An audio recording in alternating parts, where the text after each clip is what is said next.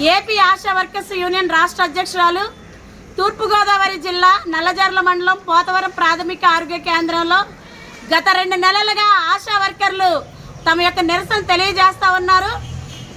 ANM Durgadevi Pothavaram 2లో పనిచేస్తూ ఉంది. సచివాలయం వ్యవస్థ ద్వారా వచ్చినటువంటి ఈమె ఆశా వర్కర్లు 4.5 సంవత్సరాలుగా వేధిస్తూ ఉంది. ఒకటి, ఆమె ఏ రోజు కూడా ఫీల్డ్లోకి వచ్చి పనిచేసిన పరిస్థితి లేదు.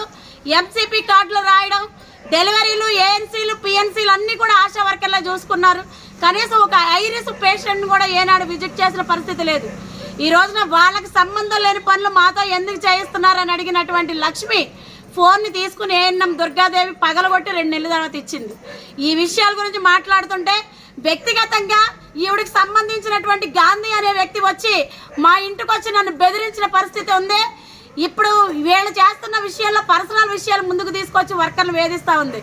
ఇమ్యూనైజేషన్లో ప్రజల ముందు ఆశా వర్కర్లు అవమానపరచడం, నోటికి ఇష్టం వచ్చినట్టు బూతులు తిట్టడం, ఆశా వర్కర్లు కూలి పని చేసుకునే వాళ్ళు మీరెంత, మీ బ్రతుకులు ఎంత అని చెప్పేసి ఈ రోజున ఏఎన్ఎం దుర్గాదేవి నిలదీస్తూ ఉంది. వీళ్ళు ఎవరండి? ఆశాలు, ఆ ఏఎన్ఎంలు ప్రజలకు సేవలు అందిస్తూ ఉన్నారు. మా బ్రతుకులు ఎంచడానికి వీళ్ళు ఎవరు? ప్రజలకు ఆరోగ్య సేవలు బాధ్యత రహితంగా అందించడమే కాకుండా వర్కర్ల కుటుంబాల మధ్యలో తగాదాలు పెట్టి కనీసం ఆరోగ్యం బాగోకపోతే ఒకరోజు పర్మిషన్ కూడా ఇవ్వనటువంటి పరిస్థితి. మాకు న్యాయం చేయండి మహాప్రభు అని అధికారులని 4 రోజుల నుంచి మేము తిరుగుతూనే ఉన్నాం. ఎంక్వైరీల పేరుతో జాప్యం చేస్తూ ఉన్నారు.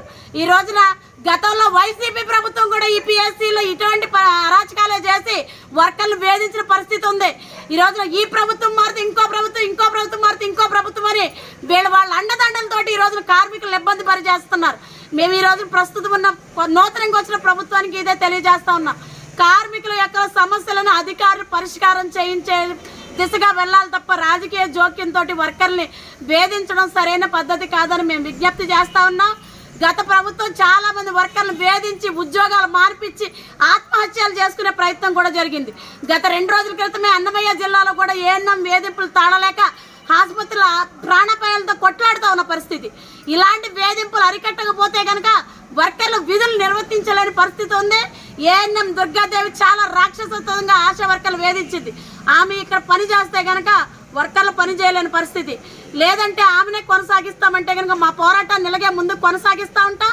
కాబట్టి అధికారులు మాకు న్యాయం చేయాలని, ఏఎన్ఎం యొక్క మొండి నిర్లక్ష్య వైఖరిని నశింపజేసి ఇక్కడ నుండి సస్పెండ్ చేయాలని మేము కోరుతున్నాం.